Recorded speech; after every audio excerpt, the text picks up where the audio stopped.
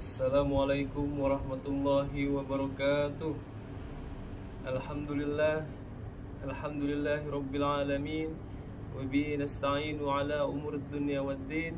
Wassalatu wassalamu ala asrafil anbiya'i wal mursalin wa ala alihi wa sahbihi ajma'in, amma ba'd. Al-mukarram wal muhtaram Mudirul mahad jamiatul khair, نفعنا الله بعلومهم وأن الله يغفر لهم ويرحمهم ويرد درجاتهم روضة من رياض الجنان. الفاتحة. المكرم والمحترمة Ibu Rektor Jamiatul Khair Dr. Hajah Hidayah MSI, Al-Mukarram wal-Muhtaram Bapak Kaprodi kami sekaligus dosen pengampu mata kuliah Pendidikan Agama Islam, Dr. Haryadi MPD, beserta seluruh jajaran dosen Jamiatul Khair dan staf Jamiatul Khair, yang mana kami tidak dapat menyebutkan namanya satu persatu, namun tidak mengurangi rasa hormat dan takzim kami kepada beliau semua. Puji serta syukur kita kehadirat Allah Subhanahu wa Ta'ala, di mana saat ini kita mendapatkan nikmat sehat, nikmat iman, nikmat ihsan. Saat ini kita akan membahas sebuah materi, yaitu sumber-sumber hukum Islam. Sumber-sumber hukum Islam yang pokok, yang para ulama sepakati, yaitu yang sudah kita ketahui bersama, yaitu yang ada 4. Yang pertama Al-Quran, kemudian As-Sunnah atau hadis, kemudian Ijma', dan yang terakhir adalah qiyas.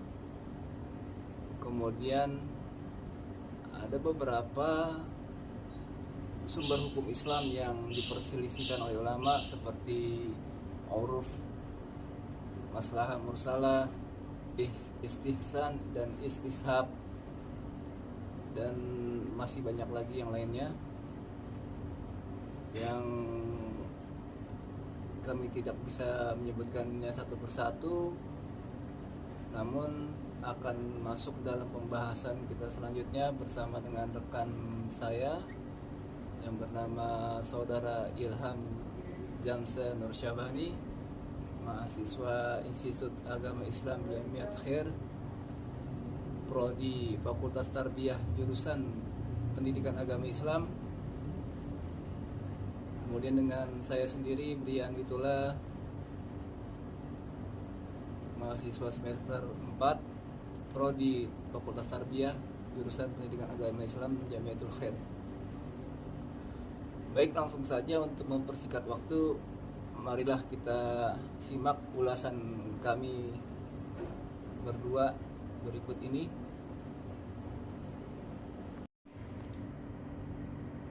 Assalamualaikum ya akhi. Waalaikumsalam. Gimana kabar antum? Alhamdulillah bikhair. Antum gimana kabarnya? Alhamdulillah bikhair. Kenapa ya? Tiba-tiba kayaknya ada yang mau diomongin. Iya nih Ham, ingin bertanya seputaran sumber hukum dasar Islam. Boleh ya? Emang ente mau nanya apa aja? Ya, Anda ingin menanyakan sumber dasar hukum Islam yang ulama sepakati, yang 4, terkait dengan Al-Quran, As-Sunnah, Ijma', wal qiyas. Mungkin satu persatu antum bisa merincikan bagaimana itu Al-Quran sebagai sumber dasar hukum Islam yang utama, kemudian diikuti oleh Sunnah, lalu Ijma' dan qiyas. Bagaimana menurut antum? Jadi apa nih yang harus ditanyain pertama menurut antum, biar kita bisa saling diskusi satu sama lain agar bisa mendapatkan jawaban dari kedua belah pihak.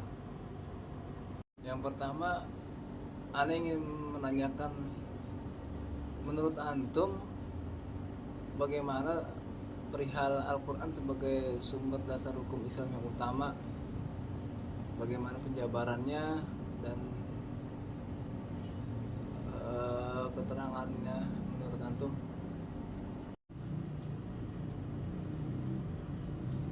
Jadi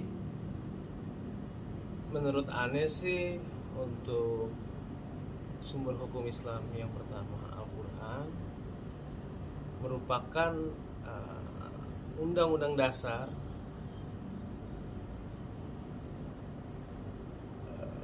tertinggi ya bagi umat Islam, sehingga semua hukum dan sumber hukum yang tidak boleh bertentangan dengan Al-Quran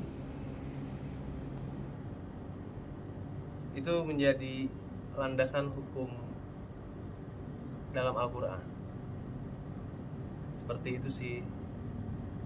Terus kalau menurut antum bagaimana untuk sumber hukum Islam yang pertama, yaitu Al-Quran? Ya, seperti kita ketahui bersama, Al-Quran itu merupakan sumber dasar hukum Islam yang paling utama, yaitu merupakan wahyu dari Allah Subhanahu wa taala yang dikirim melalui malaikat Jibril kepada nabi kita Nabi Muhammad sallallahu alaihi wasallam, yang mana di dalamnya itu berisikan wahyu tentang berbagai hal, kehidupan, muamalah, ataupun yang terkait dengan hukum syara, yaitu halal dan haram. Kemudian di sana juga banyak diceritakan kisah-kisah para anbiya wal mursalin, auliyaillah. Mungkin itu yang menjadi landasan utama kenapa Al-Quran sebagai dasar hukum Islam yang paling tinggi, yang paling utama di antara yang lainnya. Mungkin menurut Ana gitu aja. Masya Allah, jawaban antum ajib. Untuk pertanyaan selanjutnya apa nih kira-kira? Kemudian untuk sumber hukum yang kedua, yaitu al-hadis atau as-sunnah. Menurut antum sendiri bagaimana, menurut pandangan antum terkait dengan hadis sebagai sumber dasar hukum Islam yang kedua setelah Al-Quran itu sendiri? Mungkin bisa antum jelaskan. Baik, Ane bakal jelasin menurut pendapat Ane sendiri kenapa sumber hukum Islam kedua yaitu hadis. Karena hadis merupakan sebagai bayan at-taqrir atau memperjelas isi kandungan dari Al-Quran agar lebih mudah dipahami dan menjadi petunjuk umat manusia dalam menjalankan perintah dari Allah Subhanahu wa taala. Seperti itu sih menurut Ana. Mungkin antum punya jawaban tersendiri, bisa antum jelaskan lagi pendapat antum. Masya Allah, setuju. Saya setuju dengan pendapat antum terkait dengan hadis sebagai sumber ajaran hukum Islam yang kedua setelah Al-Quran. Namun Ana ingin menambahkan sedikit, yaitu hadis itu kan ma udifa ila rasul min qawlihi wa fi'li wa sifati,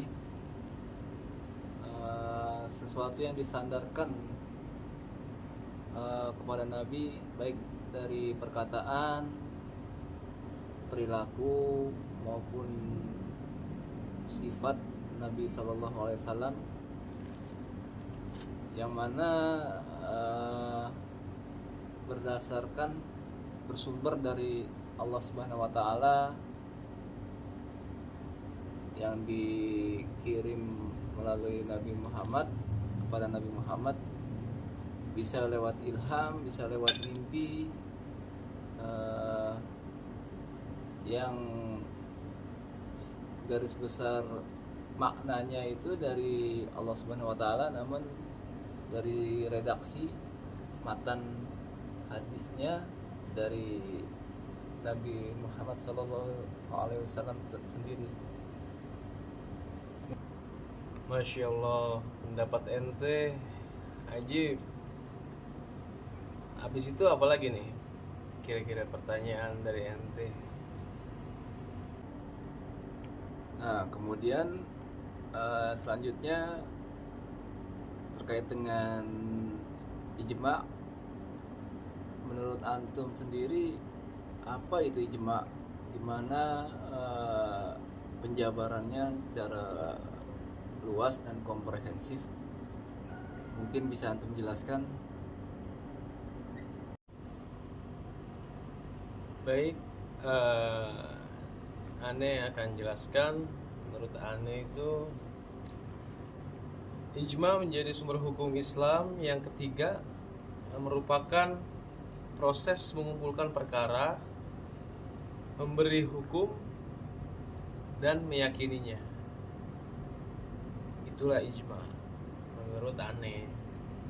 Mungkin antum punya jawaban yang beda, mungkin bisa diberikan pendapat antum seperti apa.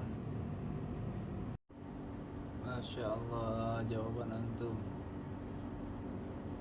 Ana setuju dengan jawaban antum, sangat setuju.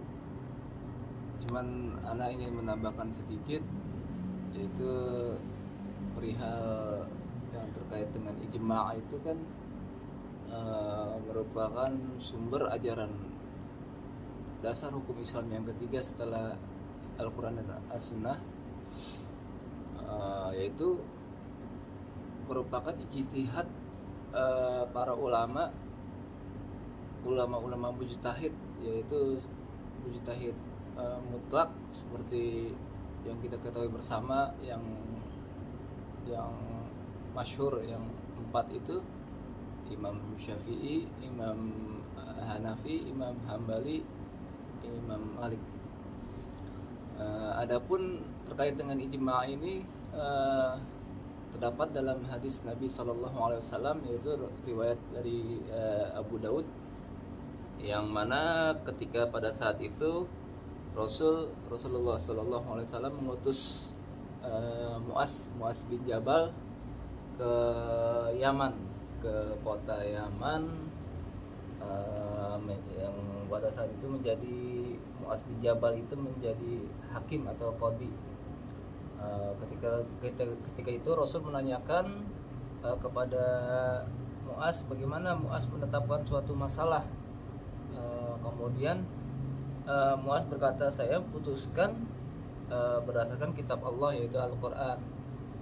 Kemudian Rasul menanyakan lagi, bagaimana ya Mu'az kalau tidak ada dalam Al-Quran?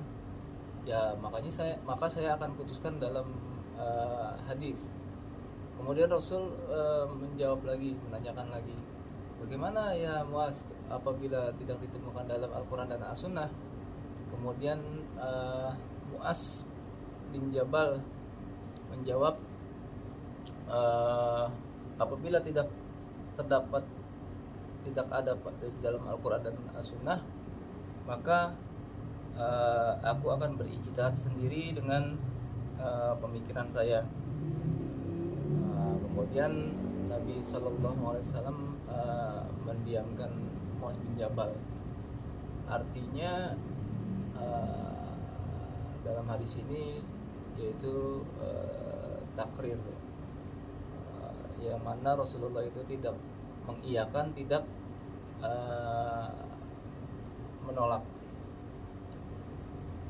Mungkin itu pendapat saya terkait dengan ijma ulama. Masya Allah, pendapat antum ajib. Apalagi nih yang kira-kira pertanyaan yang antum pengen tanyain lagi? Masya Allah, tabarakallah. Kemudian yang terakhir nih, tadi Al-Quran udah, As-Sunnah Al-Hadis udah, Ijma' ulama udah. Sekarang yang Anda ingin tanyakan yaitu kias. Kias itu seperti apa? Bagaimana metodenya dalam istimbat pengambilan hukumnya? Menurut antum bagaimana nih penjabaran antum? Baik, atas pertanyaan dari antum, Ana akan jawab menurut pendapat Ana mengenai tentang kias menjadi sumber hukum Islam yang keempat. Kias merupakan metode untuk menetapkan hukum Islam yang dilakukan dengan menyamakan sesuatu yang belum diatur hukumnya dengan sesuatu yang sudah diatur hukumnya. Nah, jadi seperti itu menurut Ane sih ya. Tapi menurut antum kan beda nih. Coba Ane mau tahu nih pendapat antum seperti apa kias itu. Masya Allah, tabarakallah, luar biasa antum, ajib. Sekarang kalau menurut Anda kias ini betul yang antum katakan, itu sebagai istimbat pengambilan hukum setelah Al-Quran, As-Sunnah, dan Ijma' ulama. Kalau ingin saya tambahkan, kalau boleh saya tambahkan terkait dengan kias ini, memang betul yang antum katakan tadi. Cuma Anda ingin menambahkan sedikit, yaitu yang terkait dengan contoh-contohnya aja. Ya seperti halnya zakat, zakat fitrah di dalam hadis Nabi Sallallahu Alaihi Wasallam, yaitu berupa kurma dan gandum. Kemudian kalau kita terapkan hadis itu dengan relevansi zaman sekarang, mungkin tidak relevan, karena makanan pokok di negara kita ini kan bukannya kurma maupun gandum. Jadi makanya ulama mengambil metode kias ini, yaitu berupa makanan pokok kita di negara kita ini, yaitu makanan utamanya beras. Mungkin itu saja sebagai contoh yang terkait dengan kias. Masya Allah, antum luar biasa banget jawaban. Anda setuju banget sama pendapat antum. Jadi kias itu memang sangat diperlukan ya untuk di zaman modern sekarang ini, karena sesuatu yang terjadi di zaman Rasulullah SAW tanpa kias tidak mungkin kita bisa mengikuti setiap zaman yang ada di zaman-zaman sebelum kita. Maka dengan kias, bersyukurlah ulama-ulama kita bisa memberikan hukum yang bisa kita dapatkan dengan metode kias ini, sehingga kita dapat melaksanakan ajaran-ajaran Islam yang sudah diajarkan oleh Rasulullah SAW dengan mudah tentunya. Seperti itu sih ya. Nah, gimana nih? Apa ada pertanyaan lagi dari antum? Masya Allah. Mungkin Ana rasa cukup pertanyaan dari Ana terkait dengan pembahasan kita ini seputaran sumber hukum ajaran agama Islam yang dasar, yang pokok. Mungkin kita cukupkan pembahasan kita pada kali ini. Baik, terima kasih kepada saudara Bria yang sudah menanyakan tentang materi pembahasan sumber hukum Islam. Semoga kita semua mendapatkan manfaat dari apa yang sudah kita paparkan. Lebih kurangnya mohon dimaafkan. Wabillahi taufiq wal hidayah. Assalamualaikum warahmatullahi wabarakatuh.